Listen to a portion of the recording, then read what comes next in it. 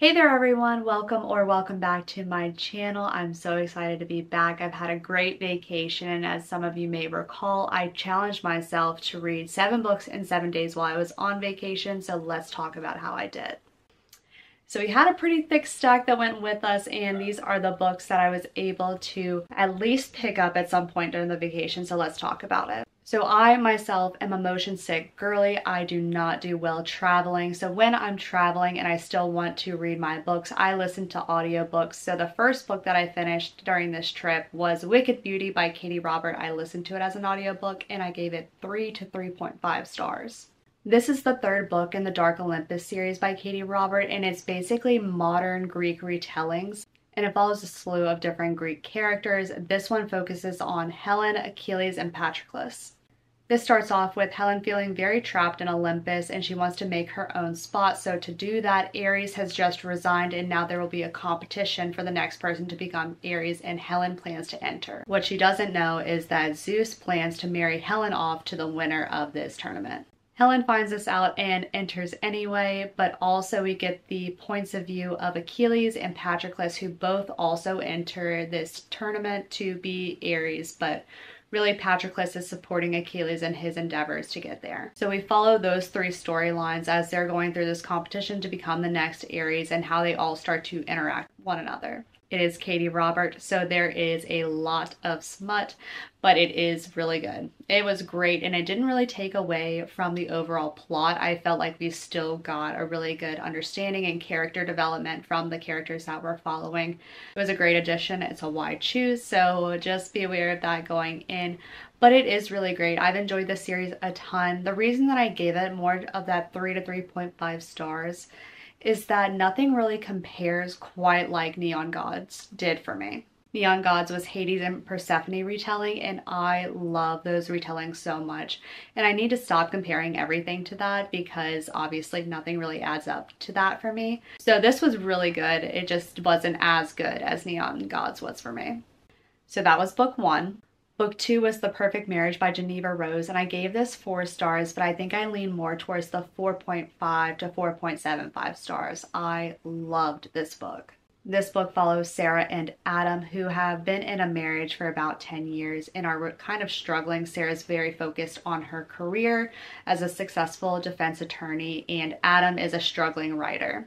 Adam has also been cheating on his wife for the past 18 months, and when he becomes the prime suspect in his mistress's murder, Sarah has to step up and defend him. Or she chooses to step up and defend him. And that just gets going. This story is so fast-paced. I was never once bored. I was making extremely intense faces, like so shocked by what was happening. I couldn't believe it, and I really had no idea where the story was going.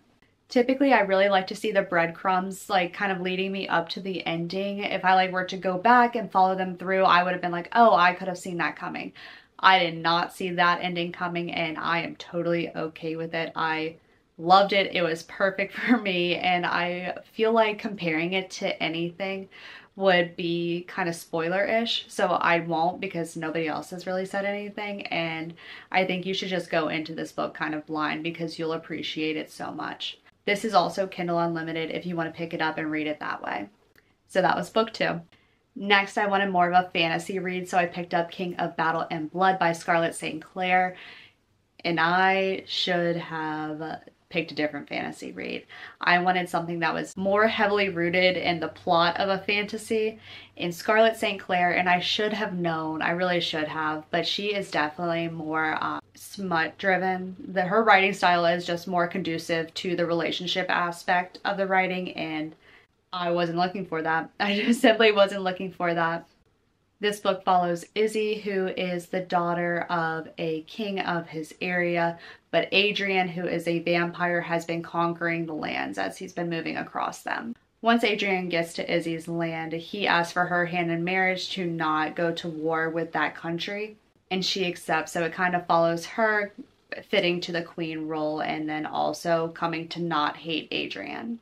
This was just so tough for me. I was so sad because the plot sounds so good. She wanted to save her people, so she was marrying herself off to the vampire even though she didn't like him.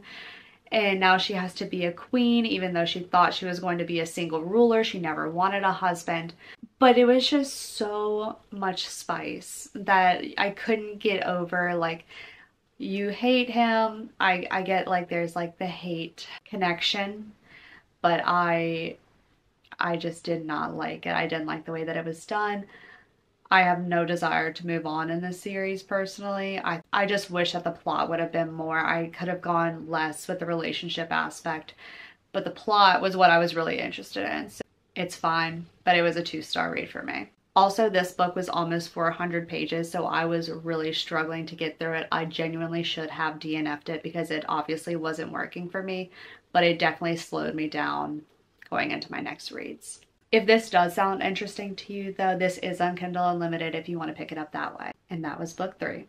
Coming out of a very long book that I should have DNF'd, I just wanted something short, so I picked up Highly Suspicious and Unfairly Cute by Talia Hibbert, and I gave this 4 stars. This was so cute. This story follows Celine and Bradley, who were childhood best friends, but when something happens one day, they decide that they no longer like each other, and this carries on for a very long time into high school. However, they both enter into this competition so that they can receive full, basically, scholarships to whatever college that they want. So when they both enter into this, they have to spend a fair amount of time together. And in doing this, they're outside, they're going on camping adventures and trying to do things in the woods. And it was so fun. It was genuinely such a fun little program that they got to do together. Aside from these two basically rekindling their friendship, we also get really good conversations around OCD and mental health. I really enjoyed that piece of it. It really made it feel very relatable because, again, this is a YA romance. So it makes it very, I think, consumable for anybody to understand and hopefully get a glimpse of what others are going through. It was the perfect short read. I would definitely recommend picking it up. So that was book 4. Next, I picked up The Final Gambit by Jennifer Lynn Barnes, and I ended up giving this 3 stars. It's interesting because I want to say that this book picks up where the Hawthorne Legacy leaves off, but I felt like the Hawthorne Legacy really closed everything out really well. So I mean, it does pick up, I guess, like, theoretically, timeline-wise, it does pick up right where that one leaves off. I do feel like we probably could have ended with the Hawthorne Legacy. This is the 3rd book in the Inheritance Game series, and I can't really say too much about it because it'll give away what happens in the first 2 books. But this shows Avery and the Hawthorne brothers just on more adventures trying to uncover what their grandfather had left behind for them. And I felt like it didn't really tie into the other 2 books super well. I felt like there was a lot that could have been picked up on from the Hawthorne Legacy, but just kind of wasn't in this book. And maybe it's been too long since I've read that book to really connect the dots, but I felt like this was just a completely new story. Like, the premise was the same, but there weren't as many interconnecting parts as I was hoping for, really. I liked the ending. I thought that that was nice, but it's tough because you want to finish the series. You obviously want to close everything out and make sure everything's good. I know that the Hawthorne brothers just came out, that spin-off book that follows Jameson and Grayson, I believe, but I probably won't pick that up.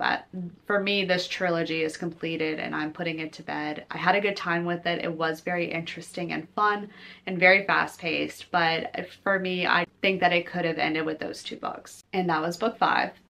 And my next read was The Very Secret Society of Irregular Witches by Sangoom Donna, and I am loving this book so much. I unfortunately did not finish this while I was on vacation, so I kind of failed there, but I got about 198 pages in, and I'm just loving the story so much, and I love the writing style and the way everything is written. I love the characters, the premise. It is all just done so well, and like, it feels like a book that was written specifically for me and that would appeal to me.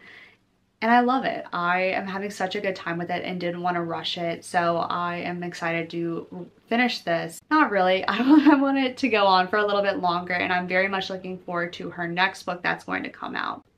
This follows Mika Moon, who is a witch in London, and she has basically been told her entire life that she can't congregate with any other witches and she can't tell anybody that she's a witch, and it's very strict to keep other witches and herself safe. So in order for her to create a community, she has her own TikTok where she makes witchy videos, but everybody just thinks it's like a hoax or it's fake. So she's able to kind of create a sense of community that way until one day somebody reaches out and has specifically for a witch to come help other witch children control their magic and learn their magic. Mika is obviously very hesitant about this because witches are not supposed to congregate together or live together, but she goes anyway out of curiosity and ends up falling in love at this place called Nowhere House with all of these kids. So this follows her story as she figures out how to teach these kids and what it's really like to have kind of like a found family. And it's so sweet, you guys. It is just the sweetest book. I understand why everybody loves it, and I'm so happy that I picked it up. This is my first spooky read of the year, and it was just the perfect one to kick me off. So this isn't book 6, but this is the 6th book that I've talked about. And then lastly, on the flight home, I listened to A Flicker in the Dark by Stacey Willingham, and I have since finished this book, but I did not finish it on the flight, so I'm not counting it in my total, but I gave this 3 to 3.5 stars. This book follows Chloe, who when she's younger, her father was convicted for the murders of young girls. Yep, that's about right. So now it is many years later and similar murders are starting to happen. And obviously it's stressing everybody out because they believe that it can't be the person who's in jail for it, so it must be a copycat. So they're trying to get to the bottom of this, and Chloe wants to take it upon herself to hopefully figure out who is doing all this. I liked it. It was good. I don't really have any complaints about it, but it wasn't super memorable. I was expecting a lot from this book because I've heard such great things about it, but it really just did not do anything too intense for me. Chloe kind of was insufferable. I didn't really like her as a main character, unfortunately. She had a bit of a savior complex trying to go after everything and solve it for herself. And also there was just the classic scene of, I'm gonna call the police. Oh man, I left my phone in the car once I went into this dangerous situation. How could this have happened? Give me a break. I can't stand that. So it was completely fine. It just wasn't anything super great for me, unfortunately. And again, this is book 7, but not book 7 because I didn't finish it. And those are all of the books that I read or partially read during my trip. I had such a good time. It was kind of overwhelming to be reading so many books. I also just put way too much pressure on myself to do challenges and make them work. But I also was so happy that I was able to put such a large dent in my TBR for the month. I am very satisfied with this challenge. I wish that sometimes I did book talk and booktube full time so that I could read this much every week and have like time to actually commit to reading. But I had a great time with it and I'm very thankful that I had the opportunity to do it. So thank you for following along. I hope you enjoyed this, and let me know your thoughts on any of these books or any other kind of challenges you'd like to see me do in the future. Like, comment, subscribe, all those YouTube things, and I'll see you all in the next one. Bye!